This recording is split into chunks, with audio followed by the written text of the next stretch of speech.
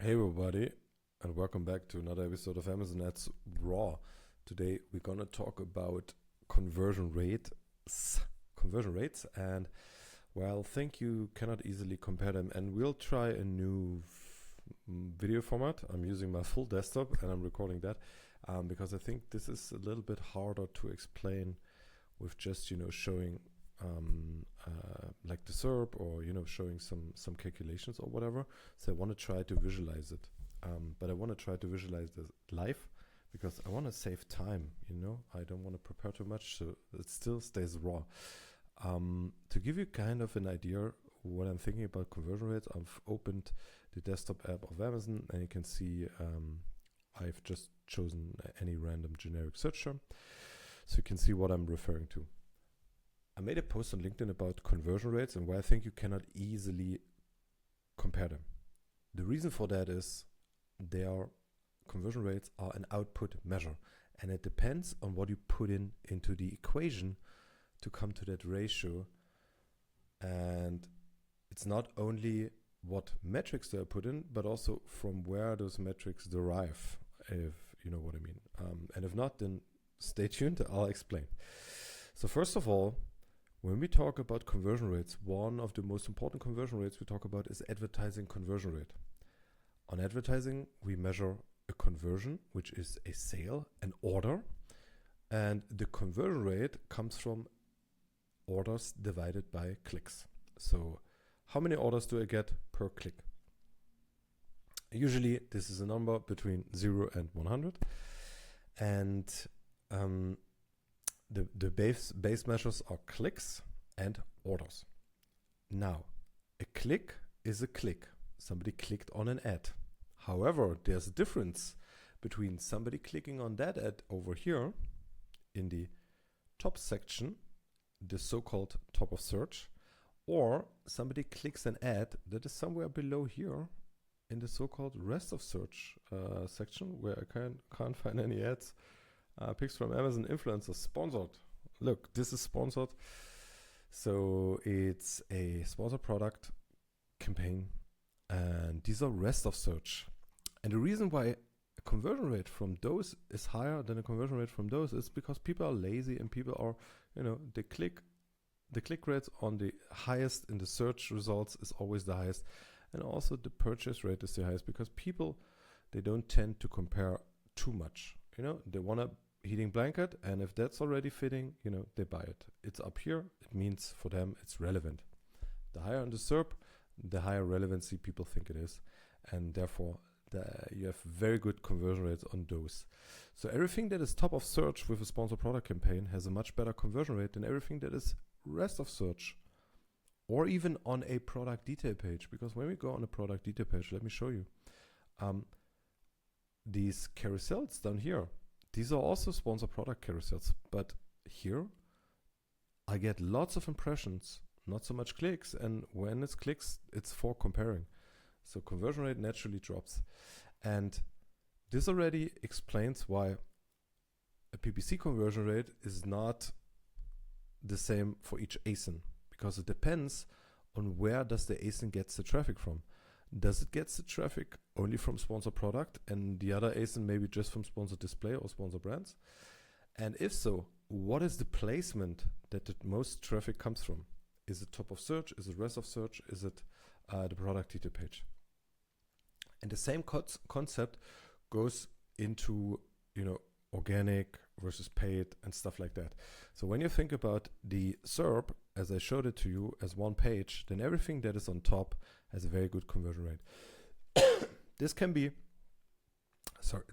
sponsored brand or sponsored brand video campaigns that are on top of the search. This can be sponsored product placements, or this can be your top organic placements. Everything that is up here is good and has good conversion rates. Everything that comes after that usually has lower conversion rates. It depends on the search. Sometimes they're much lower, sometimes they're not that much lower. But usually on aggregate, the conversion rates tend to go down the further down you go the list. Because it means when people scroll more, they compare more. The more they compare, the lower their conversion rate is. You know, the less they compare, the better. They come in, they see something, they buy, 100% conversion rate. That's the best case. One click, one purchase, 100%. The more they need to click, the more they need to compare, the lower your conversion rate will be. And that's the same when you go from the SERP to the product detail page. You know, this is already, you know, one click. And if they are not buying, then everything that comes, you know, below the product, what I just showed you on these detail pages, right? So below the product, everything that comes down here usually has lower conversion rates. You know? So we remember high conversion rate for top of search, medium conversion rate for rest of search, low conversion rate for product detail pages. It's not always like that, and it depends a little bit on the search term, it depends on your product, and it depends on the campaign type. So I wouldn't say it is always like that. However, that's kind of the concept. Now, when we talk about PPC conversion rate, then we talked about, you know, we talked about conversions or purchases divided by clicks, right? So divided by clicks. So that's our PPC conversion rate. Now the thing is, there's many other conversion rates that we can think about, because the conversion or conversion rate basically is just one action, is the measurement from one action to another action. What is the ratio from that to that? I could also calculate a conversion rate from impressions. So I could say, what is my conversion rate from an impression to a conversion, to a purchase? You know, the thing with that is, you know, maybe it's not that helpful. You know, the concept of a conversion to a click is very universal. People understand. Somebody clicked, he showed interest, and now how high is this conversion rate? There are many other conversion rates in the Amazon ecosphere that people talk about. There's one in the business reports that's called unit session percent, which is the total units divided by total sessions. Now, the thing is, total units are not total orders. An order,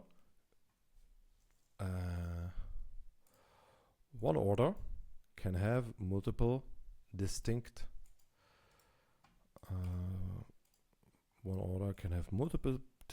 products in it. You know, this order purchased one ASIN, and it also purchased this ASIN again. So this order has 2 units in it.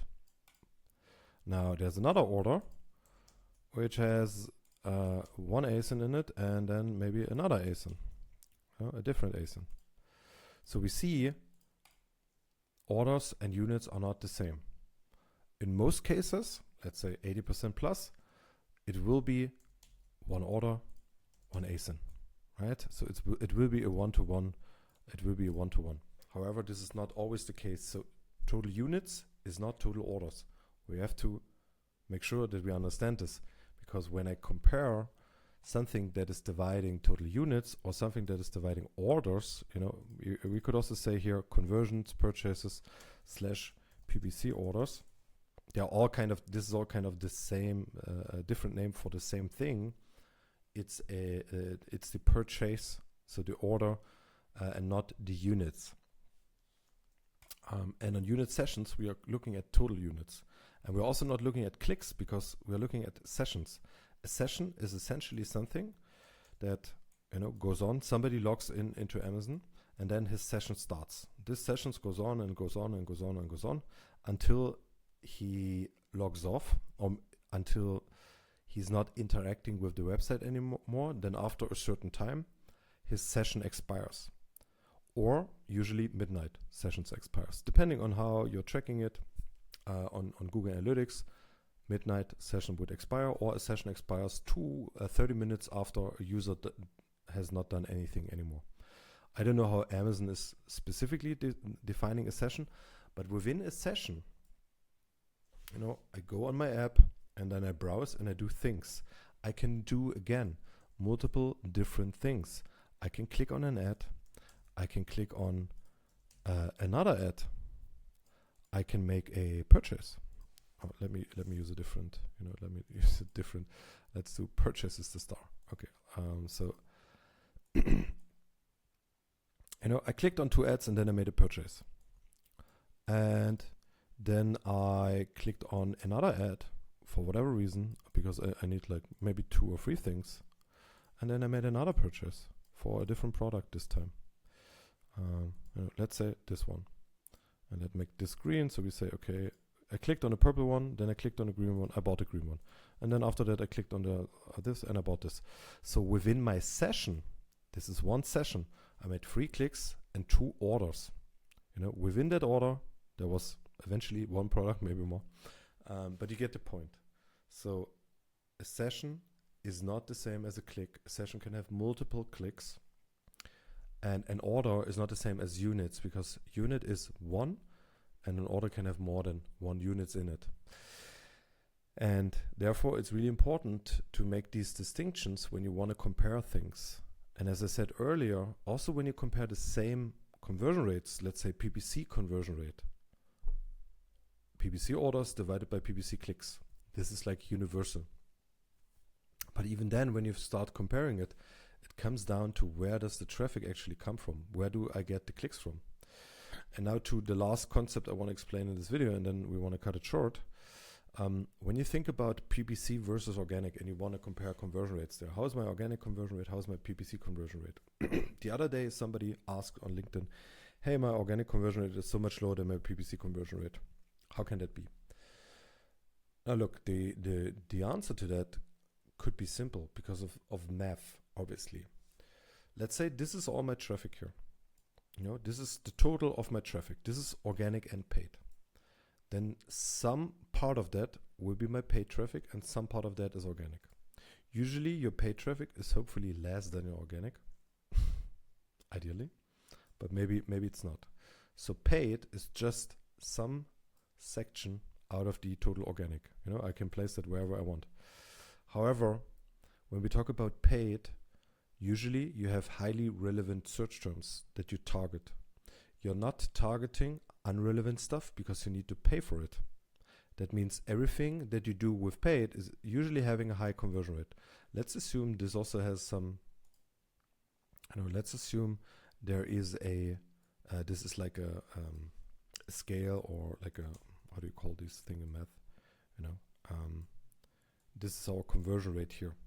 This is our conversion rate.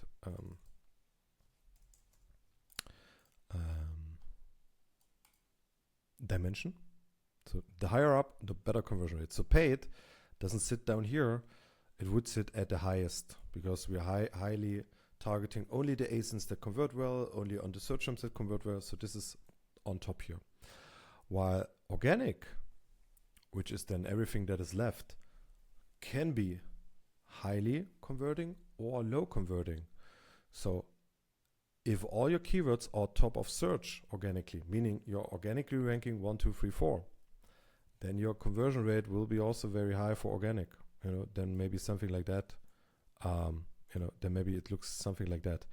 But if you see a lower conversion rate on your organic than on your paid, then most likely your total traffic looks more like that. You have a high concentration of conversion rates from 0 to whatever. There will be some sections which are hidden here that are high converting organic, but the majority of the organic stuff will be somewhere in rest of search, placements from top 10 to top 50, or even pages 2 and 3. And then your organic conversion rate there will be very low. Eventually get some sessions, but the conversion rate will be low. Therefore, your organic conversion rate will be lower than your PPC conversion rate. And with that, I hope you learned something. Let me know how you see that. If I made a mistake, if I see something wrong, and let me know how you think about this kind of format where I do some interactive kind of show and tell. And have a good day. Bye-bye.